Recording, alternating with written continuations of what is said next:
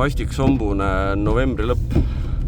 Täna tuleme motospordimuuseumisse korraks, sest siin on paari huvitavat asja teha või vaadata. Et võib vihjena öelda, et üks must kiirendusauto. Nii, Momust sai käidud, Momust oleme tagasi ja põhjusega.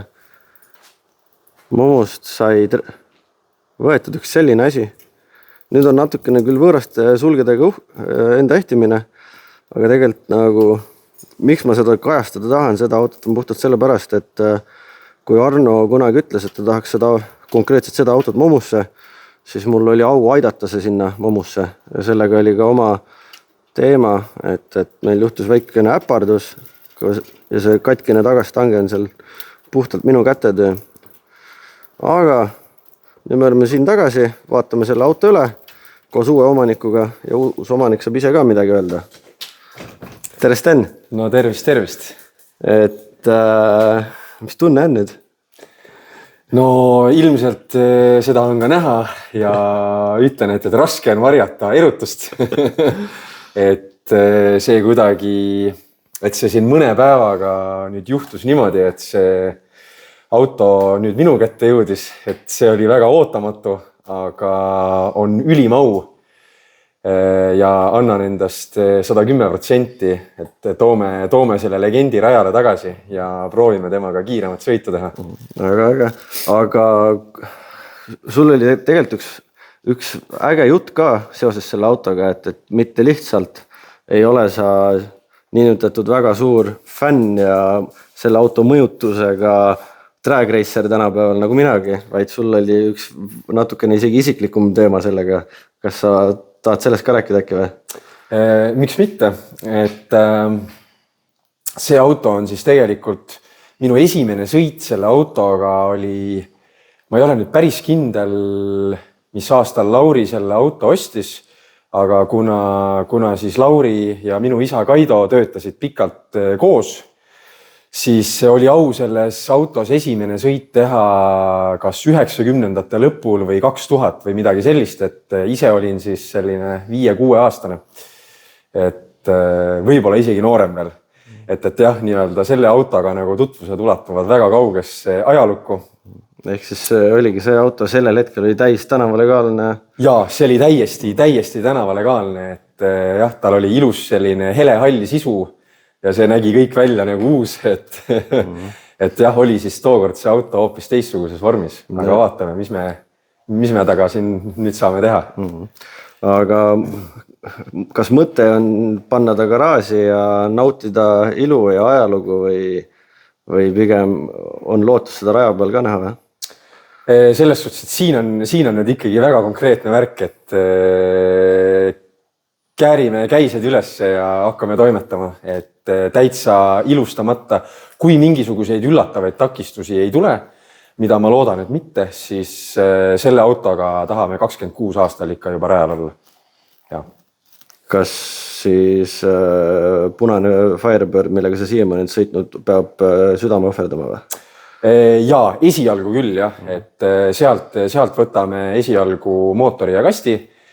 Punane Firekas siis jääbki, sinna katsume leida, see ei ole nüüd põhiprioriteet, aga sinna katsume leida mingisuguse muu mootori ja kasti ja siis saab nautida seda autot siis edaspidi tänaval. Okay. Ja ma eeldan, et seal on 2 sinist pudelit.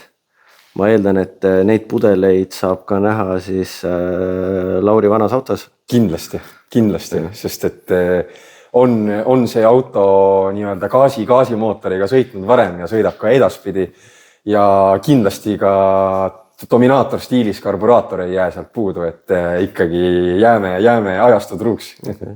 Aga kas sa oled nõus ka natukene rääkima sellest mootorist, mis sul seal muidu praegu Fireka vahel oli ja mis nüüd kuidagi ikka tahaks öelda Lauri auto, nüüd ta on Steni auto, aga et see mootor, mis sinna vahele nüüd läheb, kas sa sellest tahaks ka midagi natuke rääkida?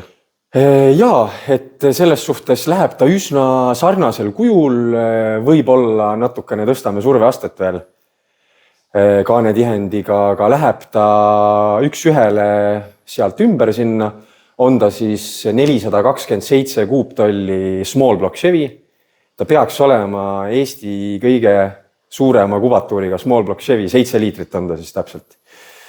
Et selle mootori tõstaks sinna vahele, ega seal väga midagi on ta nii-öelda selle järelturu ploki peale tehtud. Oli tardiblokk vist, kui ma õigesti mäletan. Jaa, aga mitte Little M, aga SHP. Et ühesõnaga tardiblokk ja AFR-i CNC borditud kaaned ja ma arvan, et esialgu sõidab ta sellega kenasti. Sest et ju tead sa, palju sul Firekas kaalub umbes? Ta on umbes minuga koos 1500.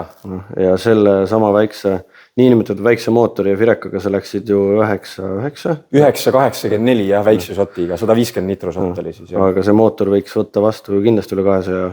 Jaa, sinna nüüd on plaanis lasta 250. No, et see siis võiks nagu kergema kere vahel täitsa mõnusalt minna. Jah, et ma ei tea, kuda Sangernia pool oli, Lauril vist oli võistluskaal 1360, kui ma nüüd mäletan õigesti. Et small block võtab sealt juba mingi 50-60 kilo maha. Võib-olla minu vöö ümber mõõtan natukene ka võib-olla Lauri omast väiksem. Ja siis mõned mingisugused väiksed plaanikesed on veel, kuidas talle dieeti teha, aga sellest juba hiljem. Aga ma arvan, et kusagil 100 kilo on kindlasti, isegi rohkem veel on võimalik sealt saada maha. Sest et jah, tal ju on tegelikult, ta on täitsa originaalkerega auto. Tal ju nii ei saa. Kogu see kest on ju plekist ukse, tagaklaas on tal originaal, mis kaalub mingisugune kuratlikud 60-70 kilo. Isegi tegelikult esitiivad on originaalid, et tal on väliselt ainsad nagu kerged tükid ongi ju kapott ja skuup. Et ülejäänud on ju kõik originaalplastik. Et puhtalt selle tagaklaasi arvelt saab juba päris kõvasti alla. Ja et siukene huvitav väike asi. Ja siis Arno andis Momust kaasa siis Lauri enda kombe ja kiivri, mis siis selle sama autoga olid kasutuses. Et selle üritame Laurile tagastada, kui ta soovib, ja kui ta ei soovi, siis vaikselt hakkab siia Weldworksi mingi museaal tekkima, sest et ka siuke huvitav leit tuli küla pealt välja, mis mulle kingiti pärandati, ehk siis Edra kas kõige esimene või üks esimesi kuusepuus üldse. Et selle paneme ka siia seina peale ja kui Lauri ei soovi enda kompet tagasi, saab sellega sinna kõrvale panna. Kindlasti peaks suure kiituse ja tänu ütlema Momule ja Arno Sillatile. Et kahjuks see muuseum lõpetab oma tegevuse või lõpetas ja see kogu kollektsioon asju sealt läheb nüüd uutele omanikule laiali. Et iseenesest on kahju, aga Stenil on sellest oma võit saada. Aga täpselt nagu Arno ise ütles ka, et väga äge on see, et Stenil on oma lugu selle autoga ja isiklik lugu ja et see auto ikkagi pannakse uuesti sõitma, et ta ei lähe ei kuskile pressi alla ega kuskile keldrisse peitu. Just. Et igal juhul kõik on õige, mis sa ütlesid, väga hästi öeldud ja tõesti siiralt Arnole ja siis Momule tänud, isiklikult Harri suur tänu sulle, et tänu sinule üldse suures osas praegu kogu see asi niimoodi läks ja selles suhtes, et ja ka tänud Laurile ja tema tiimile nii-öelda. Ehk siis Afka, Ivo, Allan, Jüri ja Ragnar. Et ühesõnaga tee on ette tehtud. Nii-öelda on suured saapad või kingad ees, mida täita. Aga ma arvan, et puhume talle uuesti elu sisse ja nagu Afka mõni päev tagasi ütles, et see auto tegelikult, selle auto koht ongi rajal, et puhume talle elu sisse ja laseme ta nii-öelda rajale vabaks. no selle auto koht on rajal, sellega on ka täpselt see, et üks oli ju see, et kui Arno ütles, et ta seda autot tahaks, siis ma aitasin selle tal sinna saada ja seda autot transportides, kes on kuulnud, kes mitte, siis sellega juhtus ka väike äpardus, kui härra Sangerneebu juures sai seda autot ära toodud, siis ta Tepsmit ei tahtnud teela peal püsida ja tegi see, et me naerisime, et oma viimase sõidu ja niimoodi, et teisi rattad olid maast lahti. Aga näed, ikkagi saatus teeb niimoodi, et see auto ei seisa, vaid ta ikkagi peab tegema seda, milleks ta on loodud. No. Ma arvan ka seda, et ei ole ju üle liialdatud, kui me seda autot võimegi nimetada Eesti esimeseks päris kiirendusautoks ju. Jah, kui nagu kõik need loobjandid omavahel nagu kokku panna, siis jääb tõesti mulje, et see auto Teps mitte ei tahtnud erru minna. Et näitas hambaid kohe ja tahab ikka uuesti tegudele minna. Et eks siis pakume talle seda. Õige, väga õige. Aga ma arvan, et siin tõmbamegi kokku, et sükene lihtsalt väike kiire informatiivne video teile, et kui Sten peaks soovima vajama abi, et see auto tuleb siia, siis kindlasti kajastame veel ka midagi sellest ja või siis kas või suvel teeme mingisuguse ümberkäigu, et seda vaatame jooksvalt, aga ma kujutan ette, et endal on küll huvi suur tegelikult. Ja sellest naeratusest on näha, et Stenil on ka.